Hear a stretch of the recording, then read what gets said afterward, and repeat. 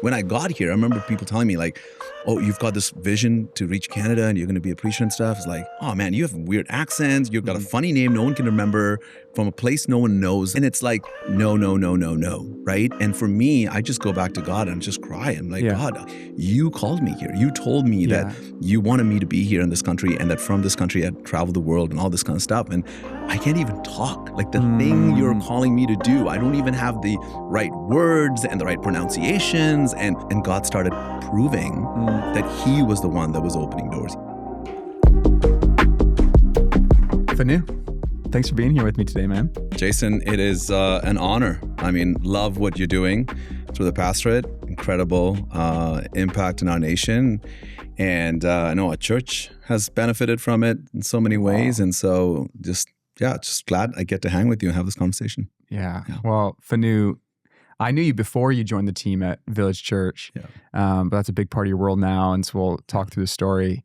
But I think when we first met, I can't even place it, but you just always represented somebody that just has this contagious passion for the Lord, but the things of God, the local church, what may be possible, the possibility of a changed life. And it's just a real gift, man. So thanks for making time to be with me and for everyone listening. And I'd love just to start, like, how did you end up in Canada? Because, you know, you carry such a burden for Canada. Like, one of the things I think you and I share in common is like thinking about the whole country, you know, the whole of the church, what God could do. But that's something that God's birthed in you over time. And so I just love to like unpack the story, but get us back. Like, I know you moved here when you're 18, but tell me about the series of events that caused you to land in Canada. Yeah. How many hours do we have? Yeah, we got 3 or 4. Right. It's like a Joe Rogan podcast. Joe Rogan, let's do it. Okay, fine. Great. So long story short is my parents are from India, South India, and they were expat workers in a country called Bahrain in the Middle East. So I was born there, lived there for 18 years of my life.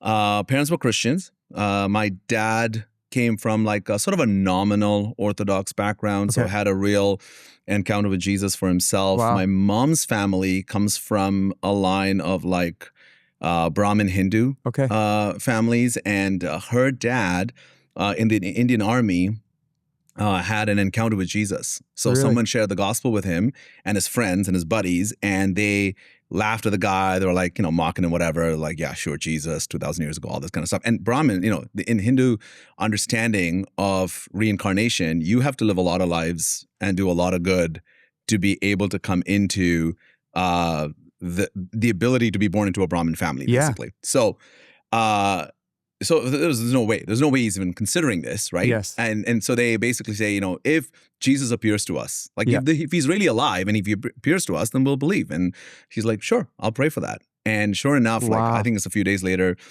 all those friends of his wake up in the middle of the night at the same time, had the same vision of Jesus appearing to them, speaking to them, calling them.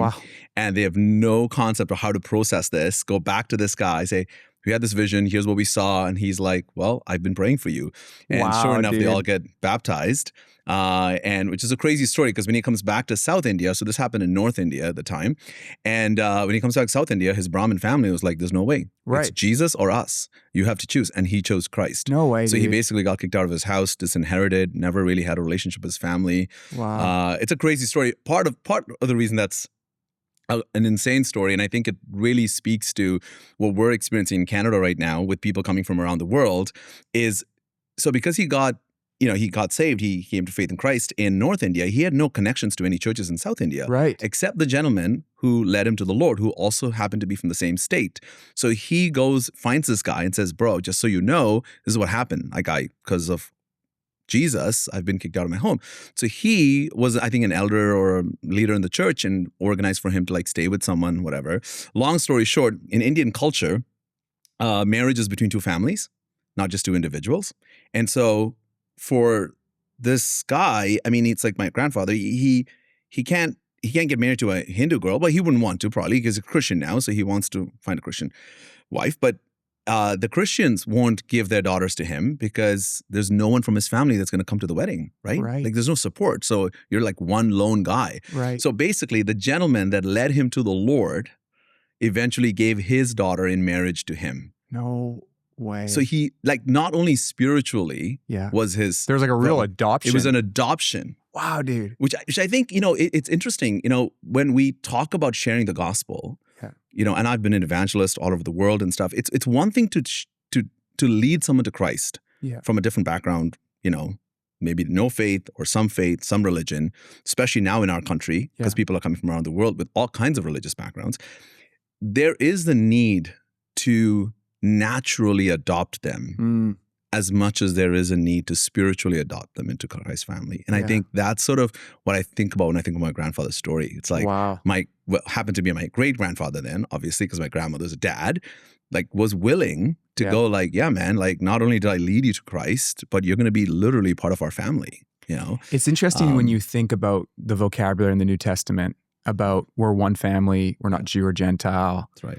Or, adoption, or the family of Christ, or Jesus even teaching hate your mother and father. Like all those things we can really quickly kind of put in just abstract form because our culture just isn't wired that way. Yeah.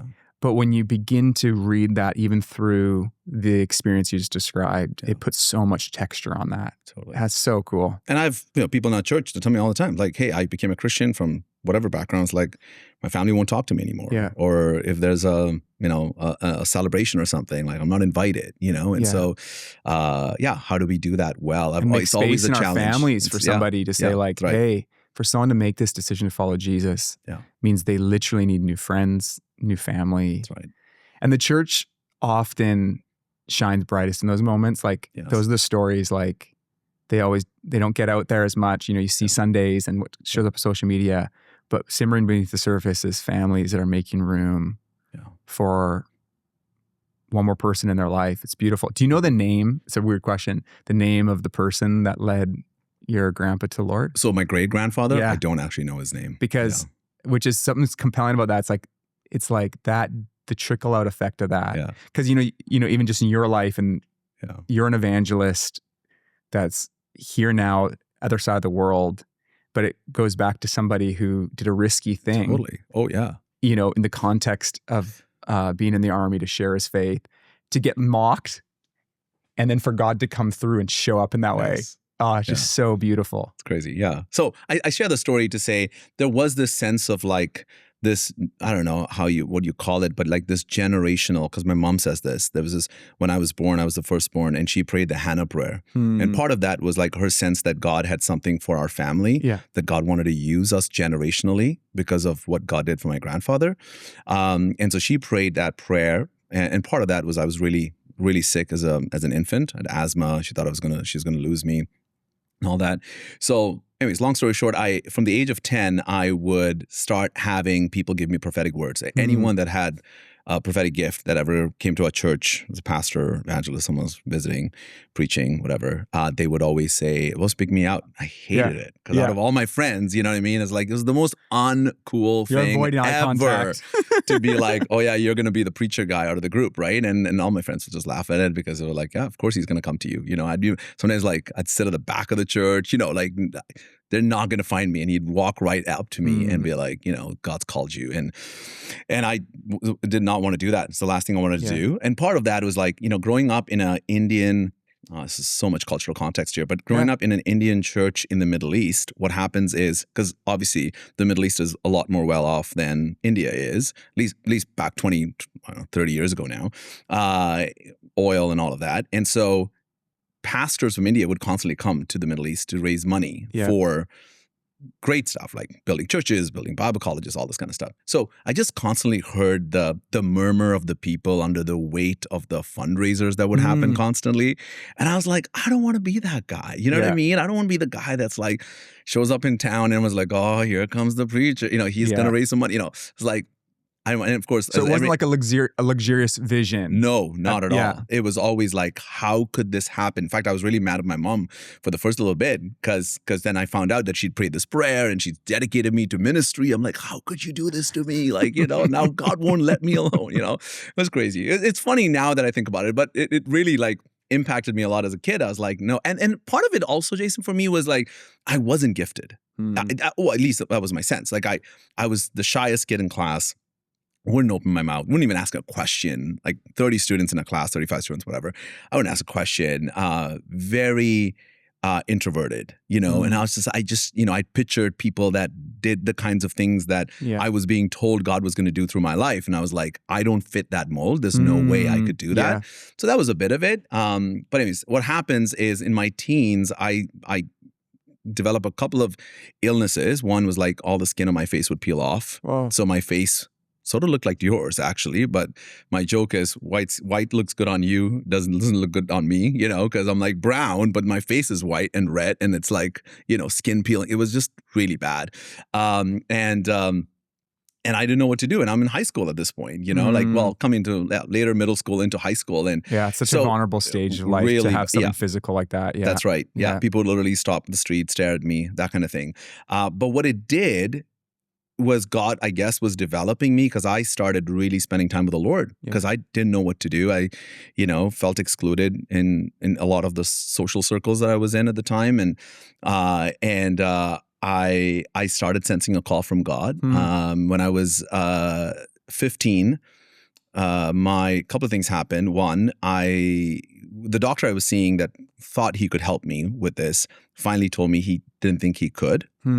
And he wanted to do a biopsy, and he said that would probably leave a scar on my face and all this kind of stuff. And he's like, you should go think about it if you want to do it.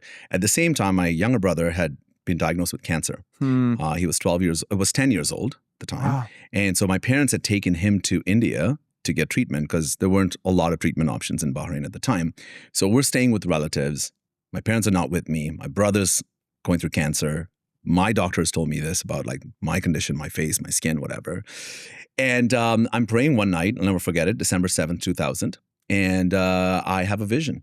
So, you know, I grew up in church, right? I gave my life to Christ when I was like 7 years old at a VBS thing. And I got baptized when I was 12. Like genuine in making those commitments to Christ, but no vision for anything beyond that, right? Like I think, I don't know, you know, now that I think back on it, it feels to me like I wanted God because God would bless me. That was the sort of the idea. And then of course, eternal life and, you know, heaven's gates, hell's flames, you know, the usual 90s kid, you know, they sort of scare you into the kingdom in some ways, I guess. But all of that, I was sincere in the faith, but no vision for my life and what I was going to, you know, and that night I had a vision of people walking into an eternal reality that didn't include God and Jesus, and literally falling off a cliff is what I saw. And I started just bawling as a 15-year-old, saying, somebody save them, somebody tell them, somebody, you know, and that night I felt the Lord speak to me and says, your life belongs to me. And it was profound because I had said to my mom for all those years that people would give me prophetic words. I'd say, Mom, you have no right to have prayed a prayer because my life belongs to me. Wow. I'm going to decide what I want to do with my life. And so that night was like when people ask me, when did you actually make that commitment to follow in, not Christ, but in ministry, to say, here's my life, do whatever you want with it. That was the night. Wow. So long story short, I wake up and, you know, I'm like, I start praying and I get miraculously healed. My brother, though, dies. So sorry. Yeah, it was really hard. And, you know, it's interesting because all of our extended family is in South India. So one of the, again, cultural context of the Middle East is it's young or younger families, parents who are working, right? Yeah. So none of your like grandparents aren't around. Yeah. Like your, you know, uncles and no one else is around. So if there's a death in the family of an family member that's older or whatever, you just don't experience it. So for me, my first funeral service was my brother's funeral service. Oh, dude. You know, my first coffin I'd ever seen was my brother's, right? So it was really difficult to process. And I couldn't quite make sense of it, you know, because I was like, I see his body, but he's not there. Yeah. Like how and I remember sitting there, and of course, like, you know, Indian context, our services go 3-4 hours on a Sunday, you know? So our funerals go just as long, right? It's just like they're talking forever and everyone gets to get up and say something, which is in some ways beautiful that people in the community have a voice in that moment. But I'm sitting there thinking, this is taking way too long, one. But two, what does this matter? Yeah. The only thing that matters right now was what Jesus is saying about my brother. Like if you believe in the Bible, then that's it. That's what matters. Is like what is Christ saying about him right now? And so I made this commitment to myself that day. I said, before they dress me up and put me in a box, I want to do something that'll matter for eternity. That was my statement. And that sort of set me on a trajectory of going like, yeah, I want to do everything I can to I mean, not that I wanted to be a preacher, I wanted to be a pastor. It wasn't that. It was more like, God, I'm completely available. I just want to say a big yes. Yeah. God, whatever you have. Yeah, exactly. Yeah. And so during the season of, I had multiple, like I said, illnesses that I went through. Part of it was I was bedridden for months and months when I was 17. And during that time, I started, intense times of prayer. Okay. Again, for a 17-year-old, I'd fast, I'd pray for hours in a day. Like I'd have friends from school lining up outside my door, wanting me to pray for them, because when I prayed, things happened. And so all my friends found out about it, and they would show up to my, my little 2-bedroom apartment that I stayed in with my parents, and they would just want to come sit on my prayer mat with me so I could pray for them, And that's not me. It was just like I was going through such a difficult time that my only option was to get close to God, was to spend time with the Lord. And as part of that process, I was praying one night, and I saw a vision. And in the vision, I saw the map of Canada. And so, at the time, how aware, even to have an image of the map of Canada in your consciousness, like was Canada on your radar? Not really. Yeah.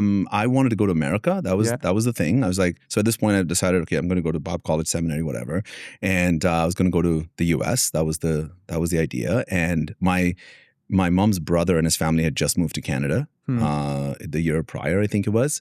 So I knew Canada existed and stuff. But just in popular culture in the Middle East, like UK, maybe that was more because we were Indian, so British, there's a connection there.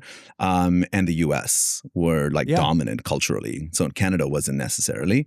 But I was praying, and I saw this vision, and I saw the map of Canada, and I saw explosions of light across the country.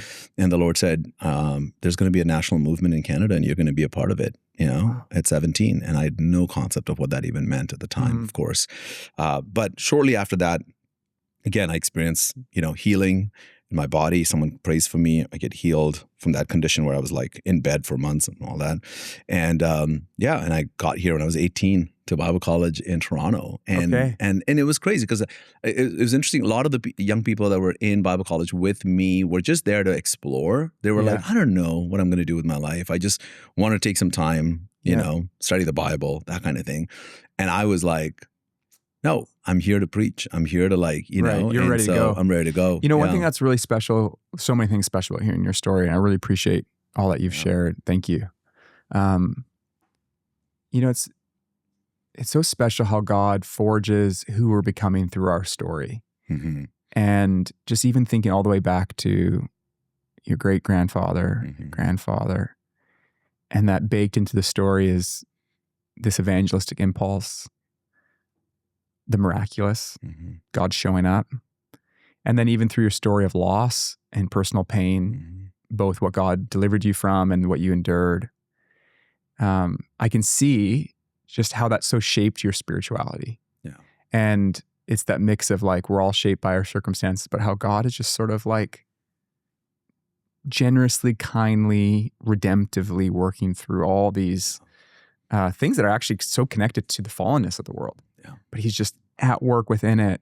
And you're somebody that strikes me as like a very courageous speaker. I should say speaker, preacher. When I hear you invite people to follow Jesus, to lay down their life for the sake of the gospel, to call on the name of the Lord for help. There's a beautiful courage in it. And it's clear that that's not just a personality trait, though I'm sure it's connected to your wiring. It's also baked into your story. Yeah. Like, he's spoken to me. He saved my family. We've called out to him in times of need. He's led me. And so I just praise God for your story, man. Yeah. I would say, Jason, it's not personality, because I know what my personality was like before I was, prior to when I was 15, 16, whatever. And it's his presence, his spirit, his, how he calls us and he equips us, and part of the courage is I've been said like no so many times. I actually, I'm just thinking about this right now. I remember like when I was trying to apply for my visa to come to Canada, which again, if you're a Canadian, you have no context of like how difficult that is. And now maybe has felt in the last 5 years or 10 years more normative because we've seen so many international students come in and stuff. But back 20, 25 years, 23 years ago, it wasn't. It was hard to get in. And also I was sick. I was going through all that stuff at the same time. So there's health checks and all this kind of stuff. And so people just tell me like, there's no way it's going to work. And when I got here, I remember people telling me like, oh, you've got this vision to reach Canada and you're going to be a preacher and stuff. It's like, you know, it was one of those things. I had this really bad Indian accent, you know, I kept saying window, you know, and, you know, whatever, victory. I can't even say it the old way now because I'm used to saying it the right way. But, you know, all these, and people laugh at me. I remember being in a church, preaching at a church somewhere. And I said, invalid instead of the invalid. Right. Going to a restaurant and or looking at the menu with a pastor. This was in Owen Sound, Ontario. I still remember this actually. It was just the most embarrassing moment where I go, oh, I'd like the chicken and asparagus, please. Yes. And the lady's like, oh, we don't care. We don't have that here. I said, no, it's right here. Oh, you mean asparagus?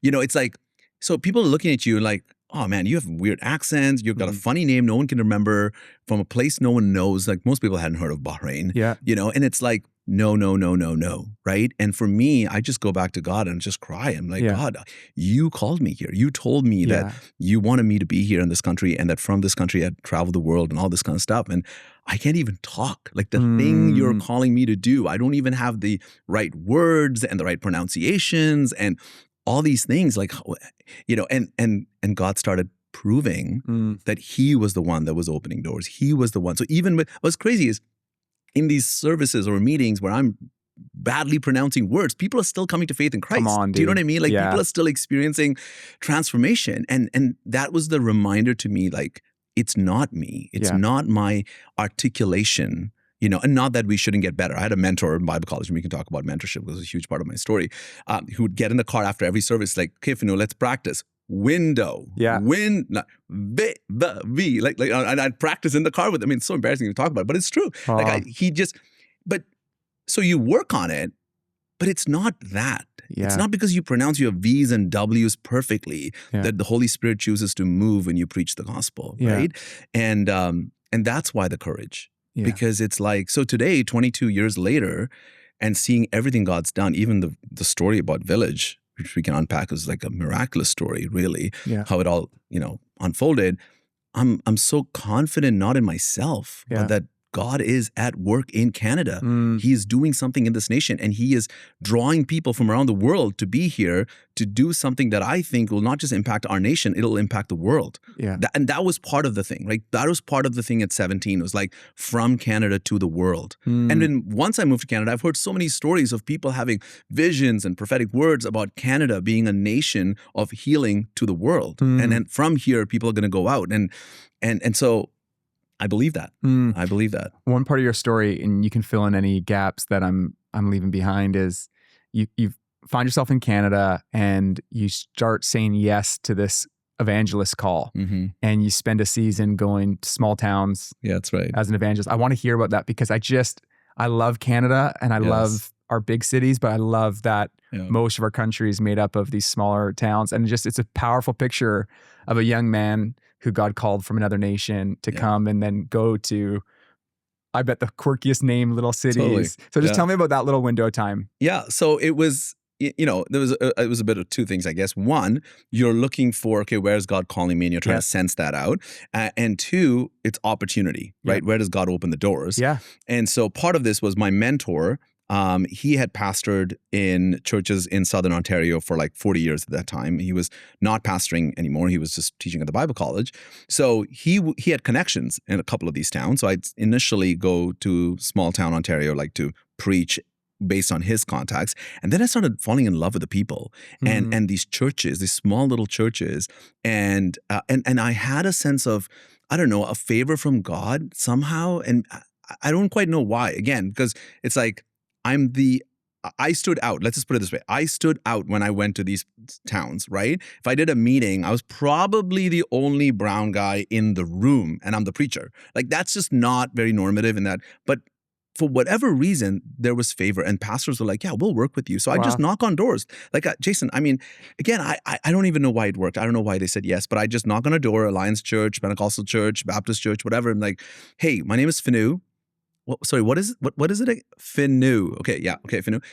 From a place called Boundary, whatever. I've been in Canada for a year now, year and a half, whatever. And I just feel God's calling me to preach the gospel as an evangelist. And I would love to work with the churches in this town. I've talked to the pastor down the street. He's open. Would you be willing? And so we would get the churches together, rent out a little, hotel meeting space, 200-seater, 300-seater, whatever was available in town. And lead a prayer movement for weeks before the meetings, and then train the churches on how to disciple people when they gave their life to Christ. Just did it. Meaford, Durham, Hanover, Kincardine, Goderich, Woodstock, Owen Sound, like all these little, So special, man. Yeah, I loved it. It was the best. It was the best experience of my life in ministry, even more than today in some ways, because I had no resources. Yeah, there's a sense of like, dude, nothing. I often treasure, I look back at, how old was that window? Were you in your 20s? 19, 20, 21. Yeah, I look at my, 18 to 25, part of my life wasn't as complex. I'm not providing for kids and a household. I'm not leading a thing but there was the only thing moving me was I must do this. Right. Like I just remember the opportunities would come and it's like, I get to do this. Yes. And you're learning as you go. And I really cherish those seasons as and I look back with a little bit of the things I said and did. But totally. Yes. But I'm also trying to love and celebrate, because that was part and parcel with the same part of me that was willing just to say 10 people, 1,000 people. Yeah. I'm just honored to do this.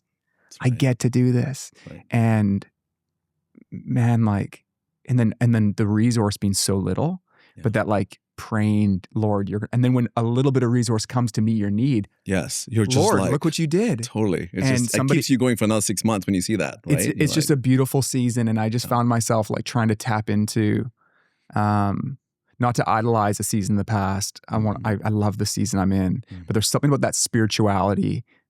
It was not a job. Yes. It was truly a calling. Yes. And there was a resourcefulness that was rooted in dependence on God. Hey, I wanted to ask you this. Tell me, I'm sure you've thought about this. When we talk about your sense of calling as an evangelist, I'm sure you've thought through I think everyone listening would go yes, every follower of Jesus is invited to the joy of introducing people to the family of God, to the good news of the gospel. But we also have, and there's different theological perspectives, but I think there's a lot of agreement that God uniquely blesses certain gifts or offices or however you frame it to strengthen the church. How did you made sense of a unique call to the evangelist work? Because I hear you saying, I was an evangelist, I want to do these evangelistic meetings, versus I'm just wanting to help on pulpit supply on a Sunday or fitting into a sermon series. Just give me some of your reflections on that piece of the puzzle in terms of how God uses unique people in unique ways. Yeah, again, I didn't give myself the title. I remember actually my mentor saying to me, do you know you have the gift of an evangelist? I said, why? Why do you say that? And he says, because everywhere you go, people are willing to commit their lives to Christ. And he's like, this is part of the reason churches want to work with you, because there's fruit. And at a later time in my ministry, probably 2015 to 2020 or so, we started sort of a church consultancy idea, but it was really evangelism. And the idea was we would just go into churches and help them reach people. Yeah. And part of that was me preaching a few times a year with those churches, but also then doing all the background work of how do you disciple them and what's the sort of the pipeline for new Christians, growing in their faith. That was always my sense, is I want to bring people into God's kingdom. I want to bring people into a relationship with Jesus. I want to be my great-grandfather to my grandfather. Come on. My great-grandfather wasn't a pastor, right? But he was an evangelist. Everywhere he went, he was talking to people about Jesus and he was inviting them into the kingdom. And so I think, there is a place not just for the proclamation evangelist, but also for the equipping evangelist, Yeah. which maybe was a discovery I made maybe 10 years into ministry, because initially my focus was just proclamation. Yeah. It's like, I have a calling from God to invite people to follow Christ. And again, I don't quite know why. And this is why I think it's an office and it's a gift, because it's not like I think I'm better at it than any pastor. It's just like, in terms of technique. Technique, yeah. Yes, yeah. I don't quite, it's just like, obviously I'm passionate about it, but there's a grace on my life to be able to do that. For sure. And so I believe there are people that are called in the body to be those kinds of people. They're wired in a way that and one of the things I noticed, I joke with people, like, I'll give you a simple example. So my parents are from India. We grew up in Bahrain. And I live in the West, obviously, now. My wife is from Guyana. Like, she was born and raised in Guyana, then moved to Trinidad, and then moved to Canada when we got married. So, if you're from South America, I go like, my wife is South American. If you're from the Caribbean, I'm like, I met my wife in the Caribbean. If you're anyone in the Middle East, we just talked to your guy here at the studio. He's like, Middle Eastern connection. I'm like, yeah, I grew up in Bahrain, But if you're anywhere in South Asia, I'm like, hey, I'm Indian. My parents, So it's like there's this ability to relate, I guess is my point. Yeah. You constantly are looking for a connection point with people, so you can start a conversation where they feel comfortable to go like, oh, I think I trust you. I think there's something that resonates with you, your story and my story, so then I can bring God's story into that conversation. Yeah. And here's the point. I don't intentionally think about that. It's not like a strategy. It's just your wiring, though. You're like, I'm going to build a bridge here and a connection. Yes. It's really cool hearing how in the early days you felt like I'm an outlier here in Southern Ontario, but where and Canada's changed a lot in the last 20 years, whether you're Toronto or Vancouver, any number of places, you're a bridge builder in a way through your story that's so special and unique to the makeup of just where we are, Lower Mainland, but I know that's true outside. Yes. And it's just so special how like God lets you have a season where you feel like I'm an outsider. Yeah. And uniquely in this season and where God's placed you in Surrey, you're a bridge builder. That's right. It's incredible. And he can use us in either of those. And he probably delights in both those things. Like, I'm going to use this person that's the least strategic, or I'm going to use this person who's the most strategic. I'm going to get glory either way. But it's just so cool how he's weaved your story. And tell me about how you ended up at Village. So I think a lot of people listening would be aware of Village Church. What year was it planted? 2010. So 2010. 16 years. So 16 years ago. This church is planted. Mark Clark's been on the podcast before. And for a real window, I mean, this was a really special thing happening in the church in Canada where a church was growing, a passion for evangelism, pioneering different expressions of multi-site, and just a really beautiful story. Grows to quite a large church in lots of locations. All the while, you're not proximate to this church, I think it's probably fun for some people in a way to get a bit of an update on what's happened with Village now, but take us into how you found yourself there, because it's such a compelling story. And it's like you got tricked a couple times along the way, and you looking back, you can see how God was in it, but it was like, it was some curveballs along the way. So just tell us how you ended up where you are now. Sure. So I think it was 2015 or maybe 2014, I come back from a trip to, I think it was Africa. So at this time, we were almost exclusively focused on global ministry. And you're leading a nonprofit expression. Nonprofit parachurch ministry, working with churches in Toronto, but most of it was doing, these massive evangelistic meetings around the world. I think 20 countries or so. And I was like probably 27, 28, 29, around there at that point. And land in Toronto, and I look around at Pearson Airport, and I feel like the Lord speak to me and say, the people you're going to reach in all these countries are right here. So what are you doing for Canada? And that call about Canada came back to me from when I was 17. And I was like, Lord, and I was sort of complaining to the Lord. I'm like, it's so hard to be an evangelist in Canada, right? And it's funny, even donors, like it's so crazy. It's like donors would be so excited if I was going to Africa, if I was going to South America. I did meetings in Brazil, the Caribbean, all of these places. And they're so excited about like the thousands that'll show up to the meetings and all that. But if I was going to Owen Sound, right, there was just not that. Why do you think that is? Because I don't know, there's something about global missions that's beautiful, right? About the Canadian story, maybe the American, British story that, the idea that the heathens need to hear, quote unquote, right? From way back, right? That this idea that those who are not exposed to the gospel need to be exposed to the gospel. I had people say to me like, it's not fair for people to hear the gospel twice if some haven't heard it once, right? I get that, right? I understand that. But there's such an emphasis on that sometimes we don't think about our Jerusalem and our Judea. Like, it's like, no, but we have a responsibility to our neighborhoods and our communities and our cities. And so, and I was like, Lord, I don't know how to do this. So, which is when we started, helping or consulting with churches to go, we're going to help you figure out how the local church can be the hub of evangelism, the hub of the work of the mission of God in a community. How do we do that? Because I was convinced at this point that it wasn't these external to the church meetings that were ultimately going to disciple people. Because I think the Billy Graham Association has done work on this over the decades of their work, but it's like the discipleship is so much more difficult. I remember a friend of mine actually worked at one of their events at the Air Canada Center, again, going back a decade now, around the time we started doing this, helping churches, consulting with them. And the guy who was working on their team said, they're fantastic, by the way. They are so diligent and like great at recording numbers and names and contact information, and getting the churches to follow up with them. But the challenge was, if you go to the Air Canada Center and Lecrae is singing, right? And Michael W. is singing and Franklin is preaching, you're like, this is incredible. You sign up. And now you get contacted by this church in North York. Sure. Meeting out of a commercial space that's half renovated because they don't have money to do all of it yet. Beautiful people.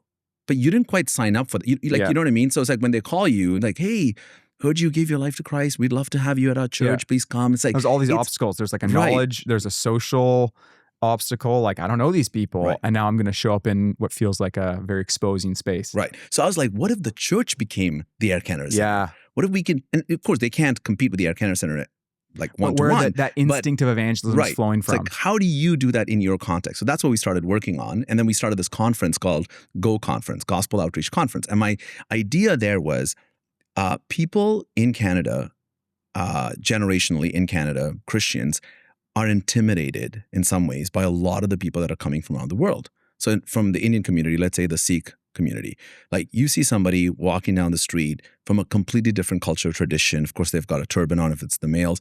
You're like, oh, I don't know what they believe. I don't know how to start a conversation. Or like, well, there's so many people from those backgrounds who have come to faith in Christ. Right. So what if we could just put those people up on a stage and get them to share with Learn Christians, from them. Yeah. Hey, this is what worked for our family. This is how when my Christian friend shared the gospel with me, here's what I thought initially, here's what they did that worked, here's what didn't work, etc. So we started this thing with a couple hundred people, grow to a couple thousand people. And then through that, we had influence over all these churches that we were then helping. So the frustration, of course, was that you're walking into a lot of legacy churches to try to change culture. That's not easy to do, right? Yeah. And so I kept saying, Lord, this is so hard to do. It's like pouring new wine into old wineskins kind of idea. And so getting to the village story, I'm in this leadership meeting, early 2019. And this person does a teaching on leadership. And then after they're done, they are praying for everyone in the room. It's only a few of us, maybe 10 of us in the room. And they give me a prophetic word. And it's actually recorded, which is so cool. Somebody in the room recorded it. Wow. And the first 5 minutes of this 10-minute word was like everything that I was experiencing, which is what I just sort of described. It's like, man, this is so difficult to change culture and all of that. And some of my deepest feelings and emotions were being openly spoken of through this person in the room. And I'm just bawling because I'm like, no one can know this. No one, like my wife probably doesn't know some of these emotions that I'm feeling about what's going on right now in my ministry. I'm just bawling. And then the person says, the Lord says, I'm going to send a person to you from the province of British Columbia. And this person is going to make a covenant with you, and it will not be for a short period of time. It's going to be for a long period of time. And then eventually towards the end of the word, they say, and I will speak to your wife. Don't worry about your wife. I will speak to your wife. Wow. Such a specific word. Very specific, right? So I get in the car. I'm like, I've never been west of Ontario at this point. Okay. This is 2019. I don't know anyone in British Columbia. No numbers, phone numbers in my contact list, none of that. So I call my wife. I'm like, babe, this is what happened. I don't know what this means. So we prayed about it and then we forgot about it, 6 months, almost 6 months later, I'm at this conference with Mark Clark, who's the founding pastor of Village Church, who I knew of Mark. I had Mark speak at one of our events like a couple of years prior to that. But barely actually didn't speak to him really. He just showed up right before he left right after his session was done. So we didn't hang out at all. So we're at this conference together speaking, and then we plan to have lunch. And so we sit down for lunch, and right before we even start talking, really, we just place our drink orders, and he says to me, I need to say something to you. I feel God spoke to me today, and you need to join our team. And Mark's talked about this publicly as well. And you have to understand, like for me, it's like Mark Clark. I mean, this guy was amazing what God was doing through him at Village. Yeah. And so I was just there really to learn from him. I was like, hey man, I'm doing this consulting thing with churches. You're leading the church in Canada in some ways when it comes to reaching people. What can I learn from you? How can I do this better? Kind of thing. That was my intent in the meeting. But he drops this right at the beginning of the meeting and says, he basically gives me a job offer on the spot. Wow. This is the salary number. I mean, I was like, what is happening right now? And I'm like, not a chance. I am not doing a pastor thing at all, right? And also, I'd always did my own thing. Like I ran my own thing. I'd never reported to anyone. I never had a job up until that point. So I'm like, I don't want to go work for somebody either, right? And so I said, thanks, man. I appreciate you even thinking of this, but I don't think it's going to work. Well, halfway through the conversation, I go, wait a minute. This guy's from BC. Yeah, you're piecing it together. I'm piecing it together. And I'm like, but I don't want to tell him that right away. So I'm like slowly pulling back a little bit. I'm like, hey, tell me more or whatever. Long story short, he says at the end of the lunch, he's like, hey, go talk to your wife, pray about it. And I say to him, you need to pray about it. Because I'm thinking, why would you even think about me? Like, it doesn't make any sense that you would give me this offer. And I'm like, he's never going to remember this, But of course he does. 2 weeks later, he calls me, spoken to the team.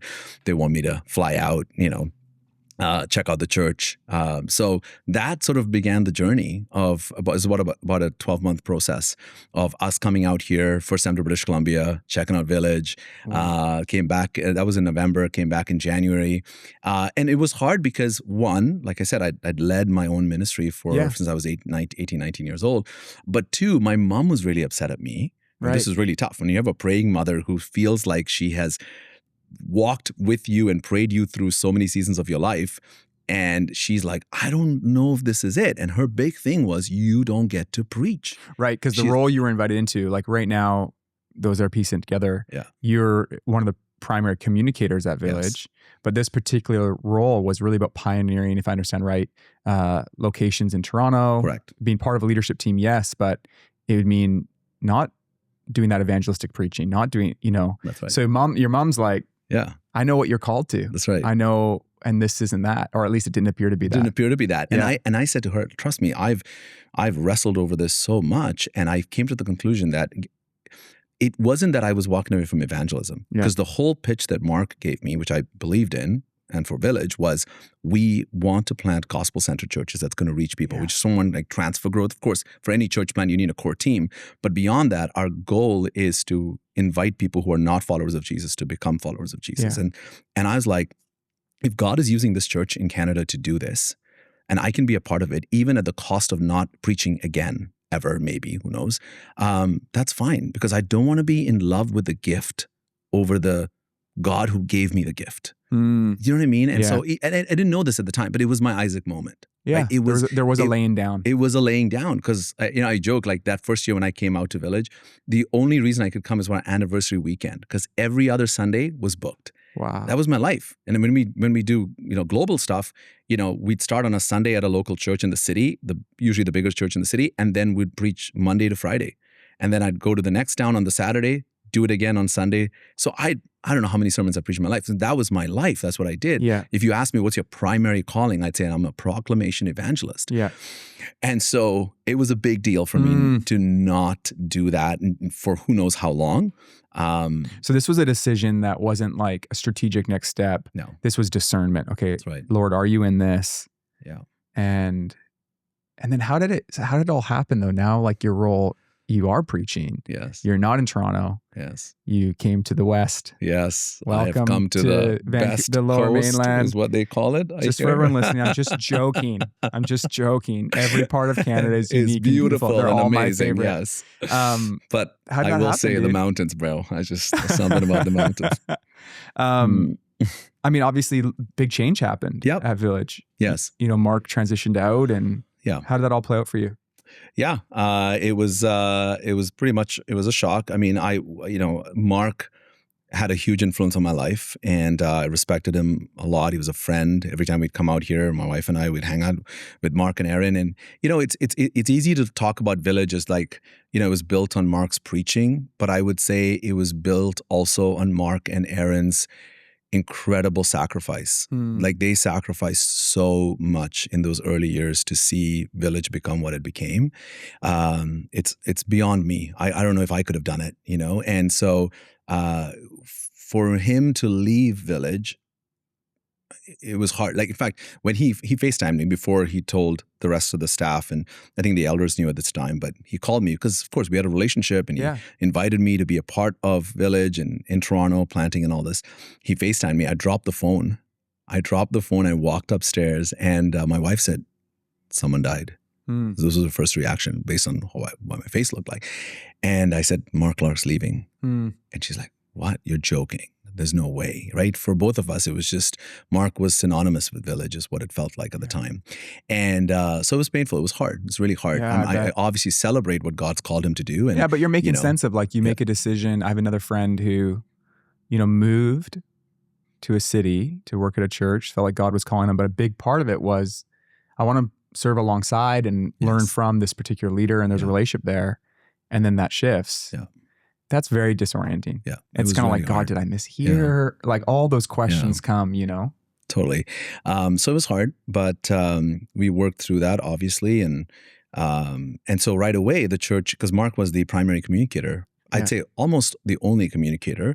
A couple of the guys would preach, the off Sundays here and there, but mostly, especially through COVID, he was exclusively, I think, preaching on Sundays. So the elders had to figure out a strategy right away because the transition wasn't too long. Finu, it was like a couple of months. You've preached once or twice before, haven't you? I think you got, some chops to preach, And so they were like, hey, you should come out and do this. And I don't know what the strategy was, if it was always meant to be monthly, but it became, after the first time I got out here, which was March of 2022, it became a monthly thing, which I did for, I think, over 2 years of just coming out once a month and preaching, along with Chris and Michael and Victor, obviously friends of yours as well. So they're great guys, great pastors. And on this preaching team. And of course, everyone said, Village is done. Like I had friends in Toronto tell me, you should leave now. Yeah. You should leave now because this is not going anywhere. One of the reasons why I was excited to share this conversation, first and foremost, just to share your story. And this is a little bit like church talk shop more than we typically do on the podcast, but there really was this like murmuring, like there's no way, the narrative was it was built on one preacher's charisma or gifting. Yeah. And I mean, the multi-site model was built on and it was a video model. So, yeah. And did it affect the church? A ton. But here we are today, and Village has kept a lot of its DNA, but it's not the same church it was, which every church in every chapter has to grow and mature and change. Yeah. But also, like, you guys, I won't make you say it, but I'll say it. You guys are experiencing really meaningful, consistent growth in all kinds of shapes and sizes, but there isn't this buzz about it. Right. Because it was a real special thing that was happening, something that came from seemingly like a small church plant to this. But there was a restabilizing and a shuffling, and there was the pandemic and all the craziness of that.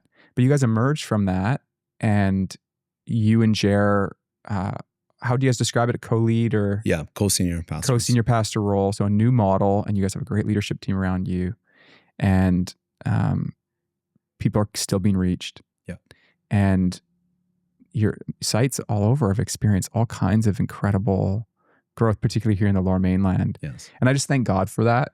And I think it's just really important for us to all take note that, like, one of the things that's helped encourage me is that the church will be just fine.